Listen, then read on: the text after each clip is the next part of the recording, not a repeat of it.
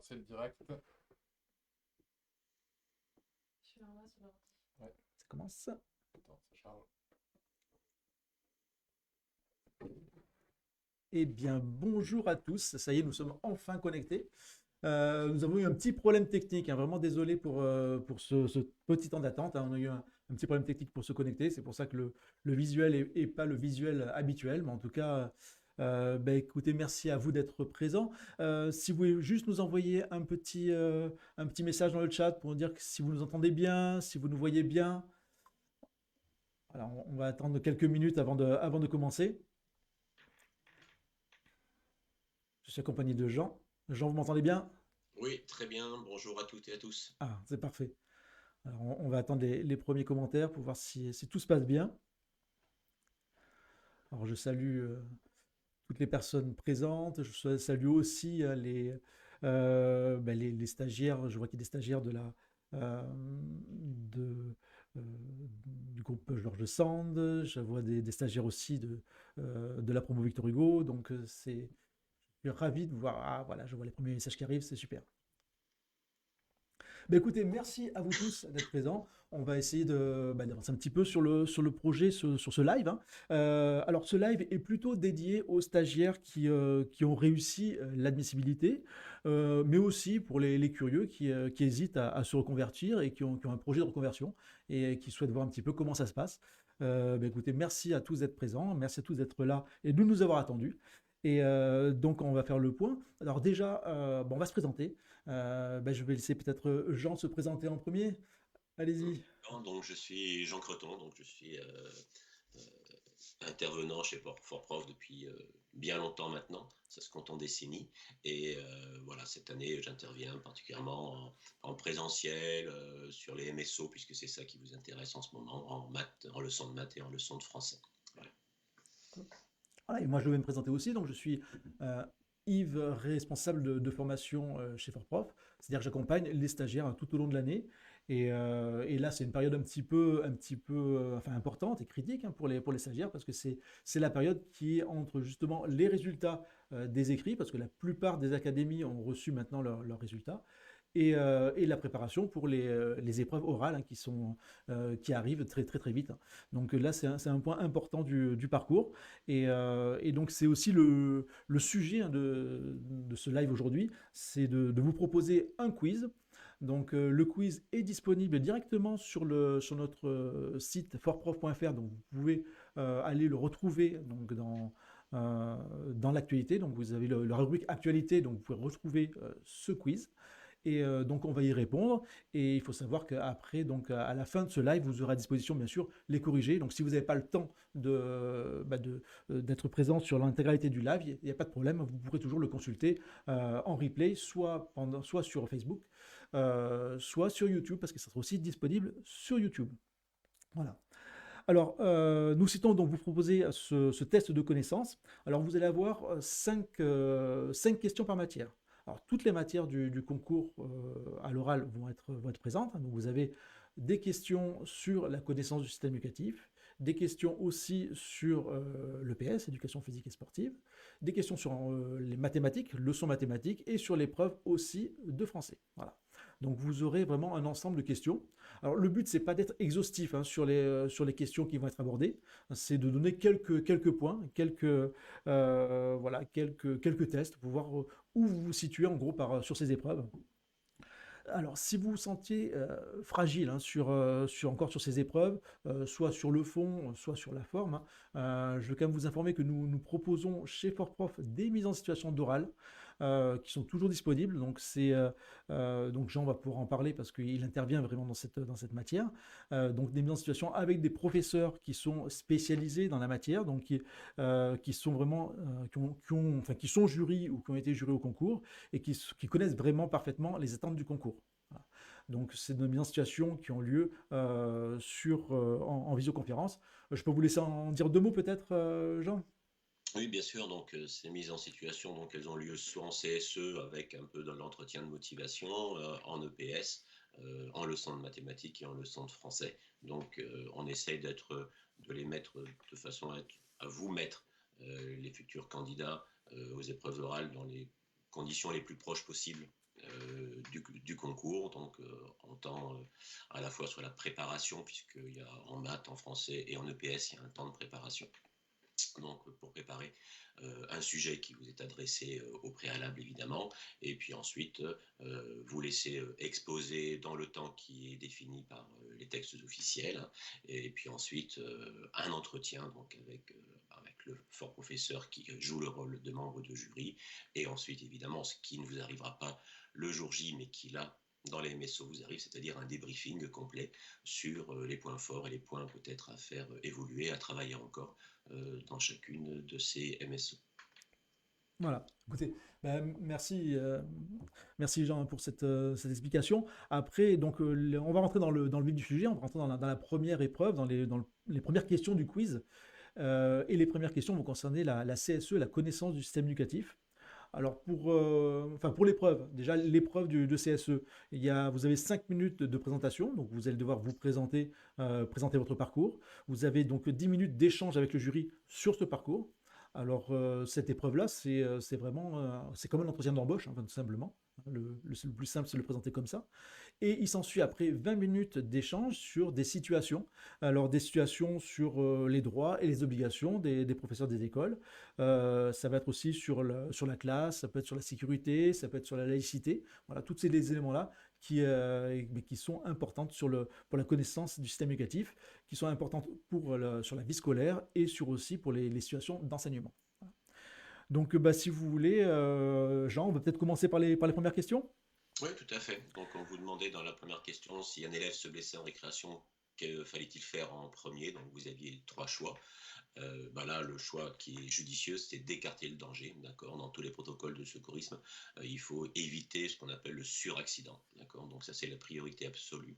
Donc, d'abord d'écarter le danger, et puis ensuite, selon le cas, soigner l'enfant si ça semble grave et ensuite organiser la surveillance des autres élèves, soit si a priori c'est moins grave, on organise la surveillance des autres élèves et on soigne l'enfant, mais bien évidemment c'est éviter le suraccident en premier.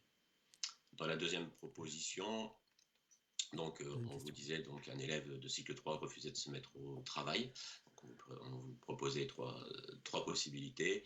Celle qui était retenue comme étant la plus pertinente, c'est d'abord d'interpréter l'attitude, de réfléchir, d'accord, parce que l'attitude de l'élève peut relever d'un certain nombre d'éléments, comme de l'indiscipline, un problème de comportement, il peut avoir peur de l'échec, donc ne pas vouloir se mettre au travail parce qu'il se dit ça je ne vais pas réussir à le faire, donc je préfère ne pas le faire, ou réellement ne pas comprendre ce qu'on attend de lui, donc il faut réfléchir avant d'agir.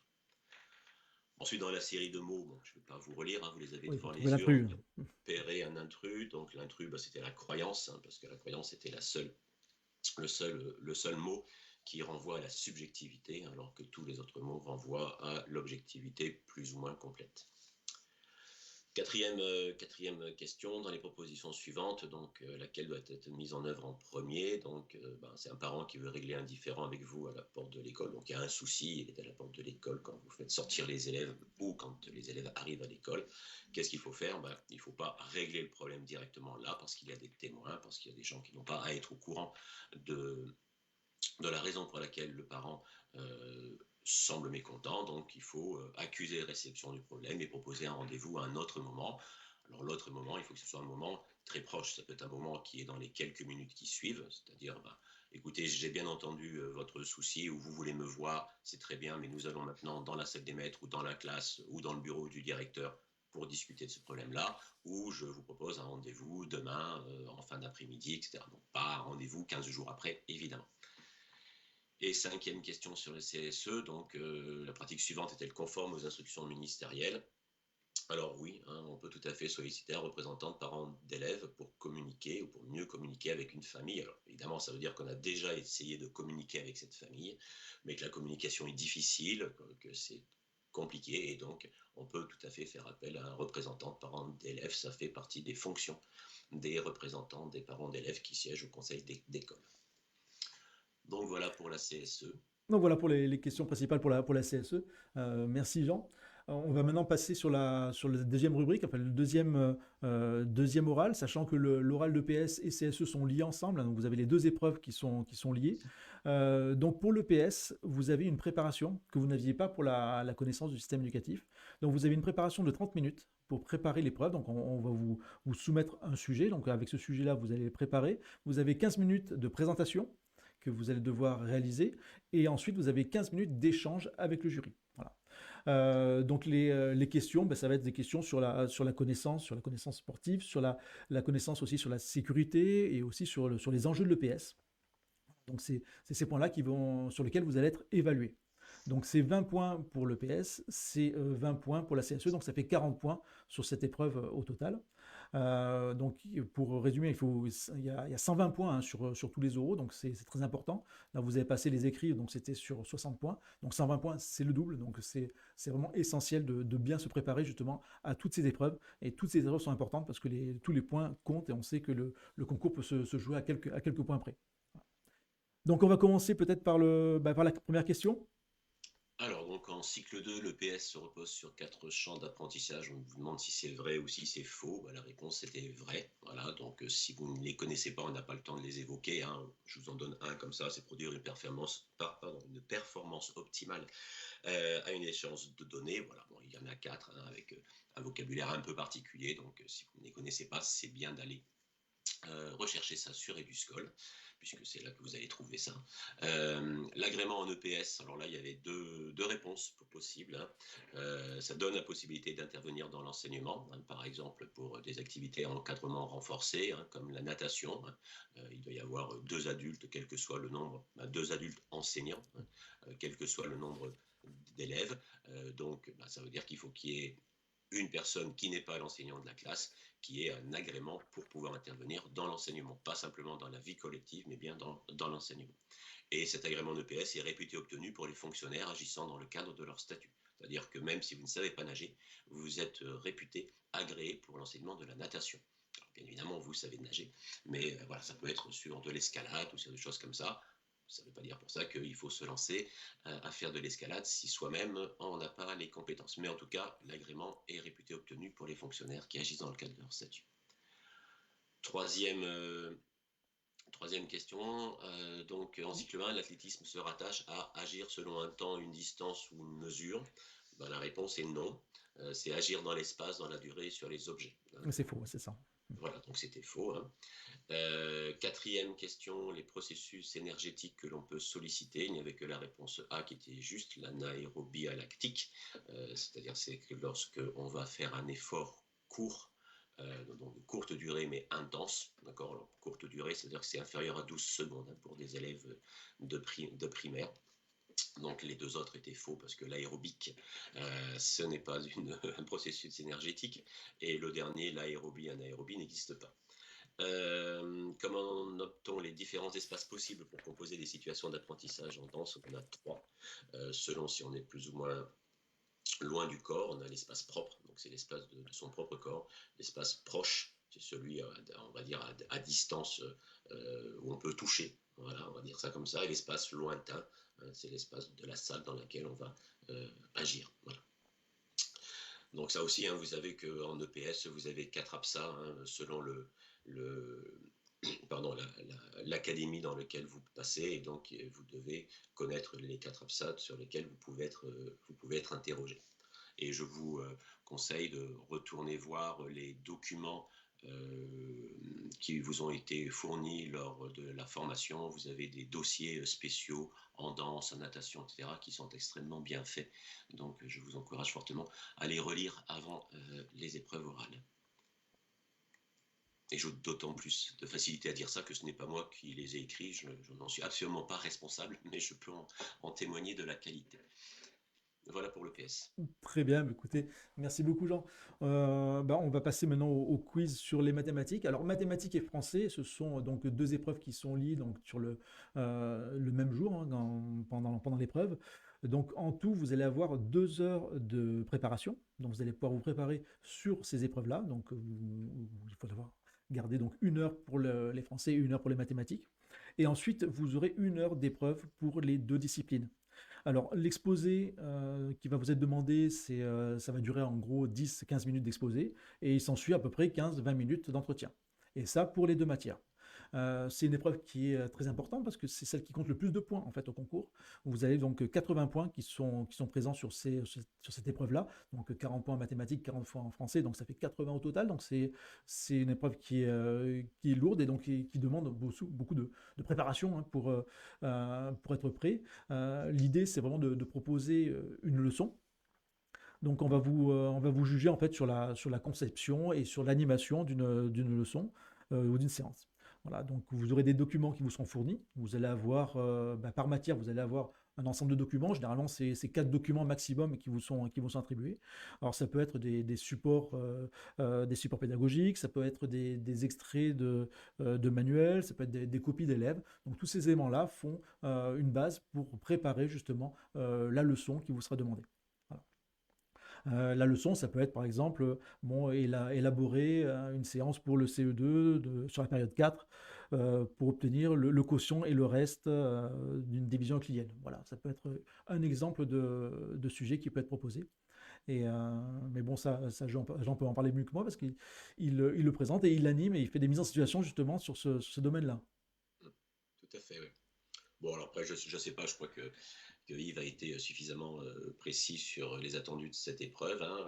La seule chose, parce que dans la MSO que j'ai fait passer là, dans certains sujets, il n'est pas indiqué que la séance doit faire partie d'une séquence. Mais dans les attendus du concours, si on retourne sur education.gouv.fr où vous avez les attendus du concours, c'est bien indiqué que la séance doit faire partie d'une séquence. Donc même si dans le sujet ce n'est pas dit explicitement, on attendra de vous que votre séance soit incluse dans une séquence et que vous puissiez définir succinctement, évidemment, le contenu de chacune des séances de votre séquence. Et évidemment de développer la séance qu'on vous demande de développer. Voilà, donc ça c'est juste un point parce qu'il y a pas mal de stagiaires avec qui j'ai eu l'occasion d'échanger sur les MSO qui n'avaient pas compris cet élément-là. Donc il me semble que c'est important. Donc la première question, donc la méthode de Singapour, hein, donc la réponse c'était vrai, d'accord.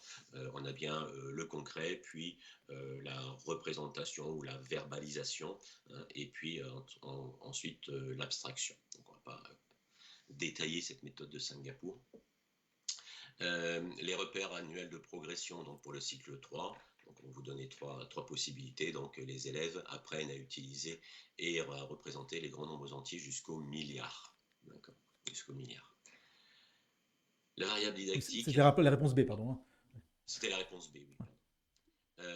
La variable didactique, donc c'est un paramètre qui va faire varier, que va introduire l'enseignant et qui va entraîner une modification dans les stratégies des élèves, c'est vrai, d'accord. Donc une variable didactique, ce n'est pas ce qui va rendre plus facile ou plus difficile un exercice, d'accord. Ça peut entraîner le fait que l'exercice soit plus facile ou plus difficile, mais c'est pas l'objectif. L'objectif, c'est que les élèves soient obligés de modifier leur procédure. Voilà. Donc la notion de variable didactique est importante en mathématiques, mais dans d'autres disciplines aussi. Quatrième, en mathématiques, trier signifie regrouper des objets suivant une caractéristique commune. Donc la réponse c'est faux, mais bon, on pourrait dire que c'est vrai aussi, parce que c'est à peu près ça. Donc faux, c'est trier, c'est d'abord se fixer une norme, puis comparer chaque objet à cette norme. Celui qui la possède est conservé, celui qui ne la possède pas est écarté. Je vais donner un exemple. Hein, quand vous avez des bouchons de bouteilles d'eau minérale, vous en avez de différentes couleurs. Si vous les triez, c'est-à-dire que vous allez considérer, vous allez donner un critère, d'accord, une norme, par exemple bleu, et donc vous allez mettre de côté, conserver tous les bouchons bleus, et tous les bouchons non bleus, pas bleus, quelle que soit la couleur, qu'ils soient rouge, vert, jaune ou noir, on s'en fiche, ils sont pas bleus. Donc ça s'appelle un tri. D'accord. Si on confond souvent avec la notion de classer, donc classer, on va classer selon la couleur, et là on va avoir plus que 2 classes, on va avoir 3, 4 ou 5, et là on mettra les bleus ensemble, les jaunes ensemble, les verts ensemble, les rouges ensemble. D'accord. Mais si vous triez, c'est oui, non, c'est très binaire le tri. C'est oui, ça correspond à mon critère que j'ai défini, non, ça ne correspond pas.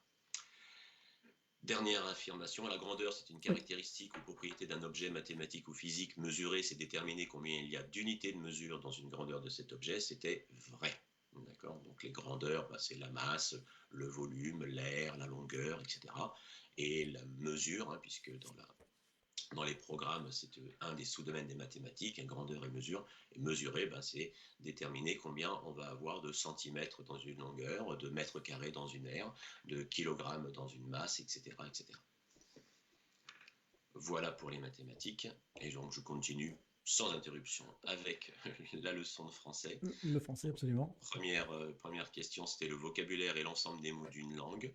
C'est faux, c'est le lexique qui est l'ensemble des mots d'une langue. Donc le lexique, c'est ce qu'on va trouver dans un dictionnaire, même si dans les dictionnaires, on ne trouve pas tous les mots d'une langue, mais a priori, c'est quand même ça. Le vocabulaire, c'est l'ensemble des mots qui est employé ou qui est compris par une personne.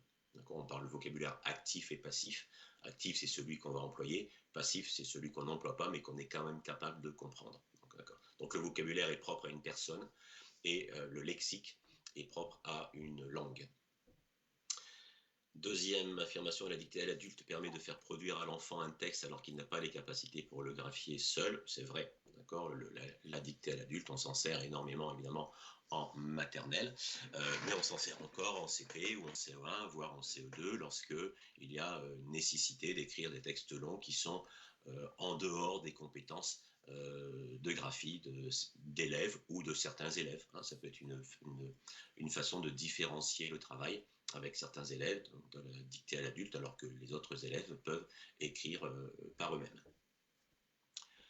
Troisième affirmation, le principe alphabétique correspond à la prise de conscience que l'écrit transcrit du sens et non pas de la parole. C'est faux, c'est l'inverse. D'accord. Le principe alphabétique, c'est la prise de conscience que l'écrit transcrit de la parole. D'accord. Le principe alphabétique, ça permet de comprendre que des lettres vont pouvoir transcrire des phonèmes. D'accord.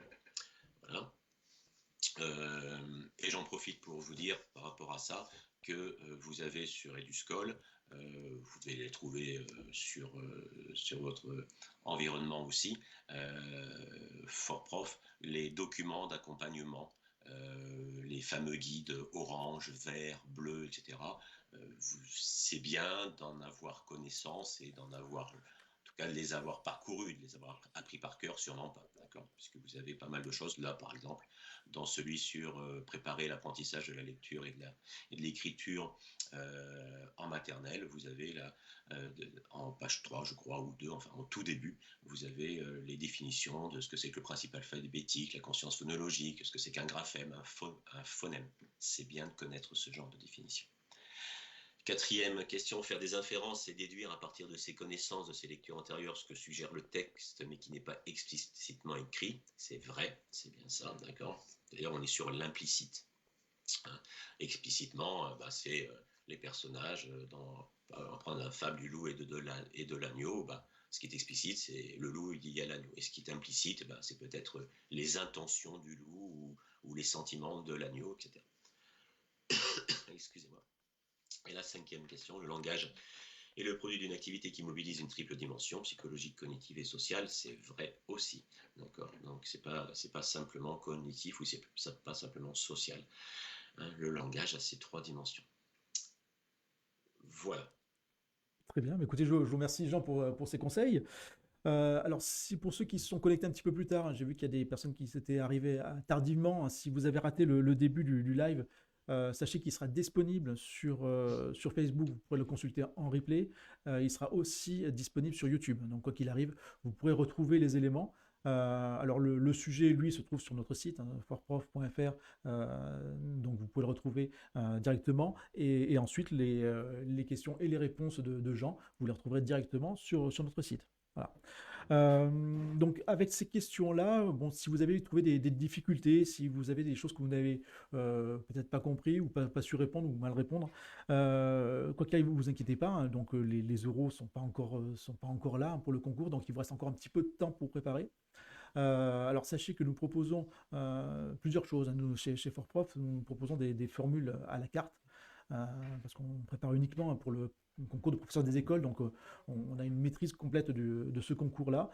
Donc on propose donc les mises en situation, on en a parlé tout à l'heure, mais je veux le rappeler quand même en cette fin de live, pour vous dire que c'est un point important et c'est essentiel pour vous mettre vraiment dans le bain, pour faire des oraux blancs, pour vous tester avec de véritables sujets de type concours.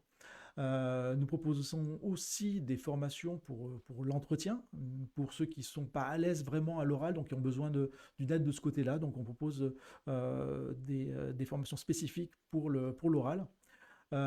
Si vous êtes un petit peu juste sur vos connaissances en connaissance du système éducatif ou en EPS, on propose des supports e-learning donc sur ce format-là, donc en EPS et en CSE. Donc il vous reste encore un peu de temps pour développer vos connaissances sur ces points, c'est important. Et pareil aussi, on propose aussi des formules e-learning en didactique de mathématiques et didactique de français. Donc c'est des ressources aussi qui sont utiles, qui sont indispensables même, et qui sont préparées par des professeurs, par des conseillers pédagogiques qui ont travaillé dessus et qui préparent vraiment en connaissance du concours, en connaissance de tout l'enjeu de ce concours et toutes les réponses possibles qui peuvent être posées, des questions qui peuvent être posées pardon, par les jurys.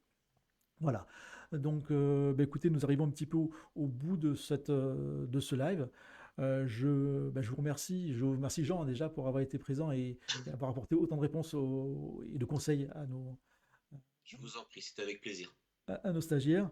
Vous avez passé la première marche, donc c'est bien. Donc vous allez pouvoir y passer maintenant la deuxième. Il vous reste juste cette petite marche à passer. Donc donnez-vous toutes les chances pour la réussite. Voilà. Et puis je vous souhaite de belles révisions et puis une belle réussite encore pour le concours. Et merci à vous tous. Merci, au revoir. Merci. Bon courage pour la dernière ligne droite. Au revoir, merci.